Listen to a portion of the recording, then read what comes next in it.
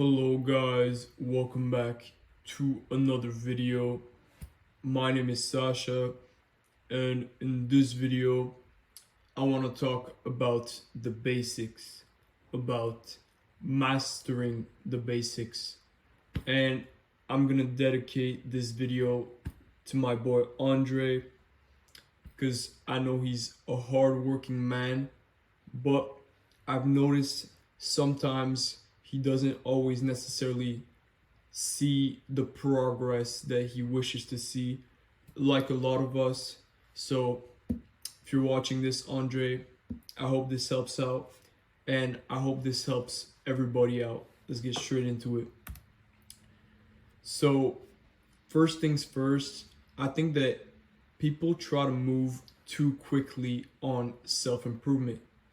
Like, you'll have people trying to do too many good habits at once, or you'll have people that neglect the basics and will just prioritize quantity, which is a bit of a problem. It's like, let's say you go to the gym 6 times a week, or instead you go 2-3 times a week and you go intense. That's where you put quality over quantity, which is in most cases what's going to be better. Now, what are the ultimate good habits? What would I consider as the basics? I say good sleep, good diet, and good training. It's quite literally the eat, sleep, train kind of thing. But I also put as a bonus, I don't know if you can see if my camera is in the way, but I put semen retention as a fourth pillar bonus. Okay, I moved the camera to the other side. So I think only once you master these, or you at least start to master these, the good sleep, good diet, good training, even semen retention, should you get into things like perfecting your morning routine, implementing cold showers, cold therapy, habits like meditation, consistent reading. Yes, these are all important, but these should always come first, because you can still do it even if it's not a habit. You can still read, meditate, etc. when you have time, but the other habits come first. The perfection of sleep, diet, you get the point. So you can do these, but they're not the priority. These are not your main focus. This is like in the gym, you got compound lifts and you got isolation. Isolation is good, but if you're not doing compound lifts, it's kind of stupid. Compound lifts is where you get the most bang for your buck. You should never neglect those. Isolation is just bonus. Once you do all your compounds consistently, then you could add in some isolation. Now let's get into how you can master each one of these basics. First will be mastering your sleep. Now I recommend you do this little experiment. You try going to bed at the same time every day for a week, and then you see at what time you naturally wake up without an alarm. This will give you an idea of how much time you need to sleep, because a lot of us probably aren't getting as much sleep as we need. Like, if you're getting waken up by an alarm, that's not your natural waking time. Maybe you're getting a decent amount of sleep, but I think it's better to do this experiment. So you, let's say, go to bed at 10 p.m. every night. You see that you wake up around 7 every morning, 7:30. Then once you've established that you need around that 9 hours of sleep, then you can start putting an alarm, and you still want to consistently go to bed at 10. And then now you're adding that you're consistently waking up at 7. So you're basically guaranteeing your success, because you know how much sleep you need, and you're on a regular sleeping schedule, which is amazing. And now you're doing it consistently every day. This is how you get amazing sleep. Now, your diet. How do you master your diet? Now, we're gonna keep this quite simple.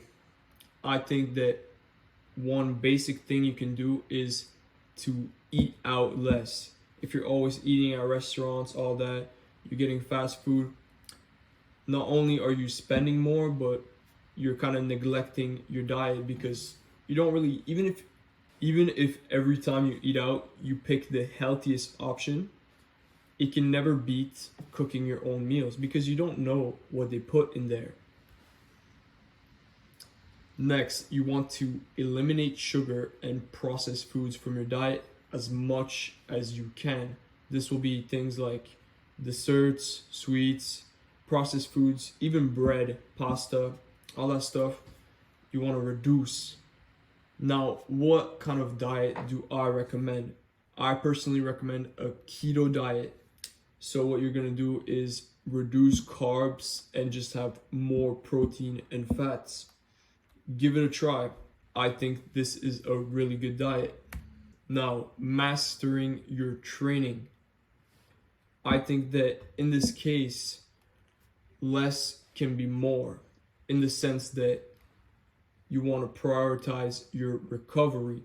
Like I said earlier, if you're training 6 times a week, not only are you training less intensely because you're doing so much, you just can't train maximum effort 6 days a week, but you're also fucking up your recovery. You cannot recover from that, and therefore you're throwing your gains out of the window.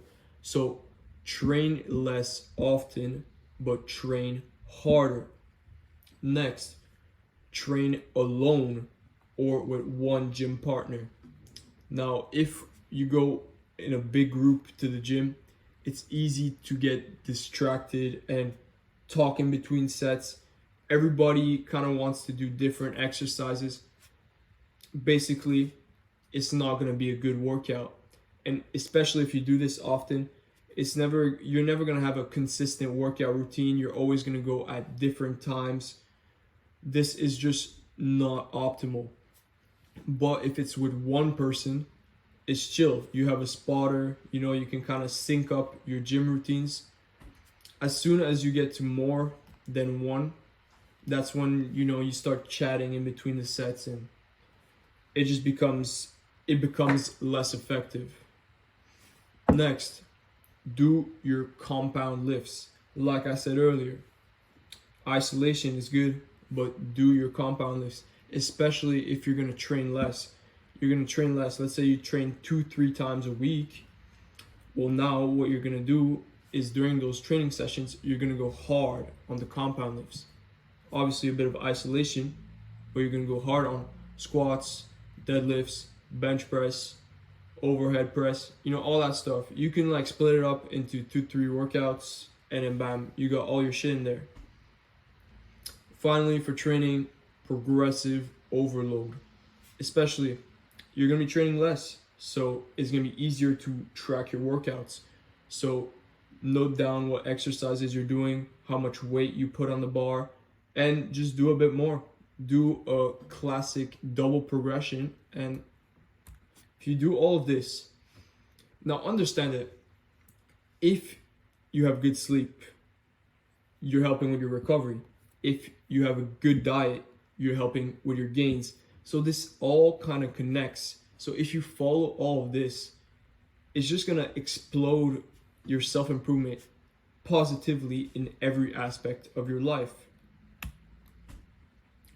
Now, this kind of ties in with what I just said. To make consistent progress, you want to have some self-love, and you want to put yourself before others. Like I said, if you're always going in the gym with the boys, it's cool once in a while, but most of your gym sessions, 90% of your gym sessions should be spent alone or with a partner, where you go fucking hard. Now, for monk mode and discipline, what good would it be to just focus on your sleep, diet, bam, you go super hard on it for a week, super intensely, and then you just stop. I think it's good to be disciplined, but you want to be realistic. Like the quote that is written right here, if you can't do it for a decade, don't do it for a day.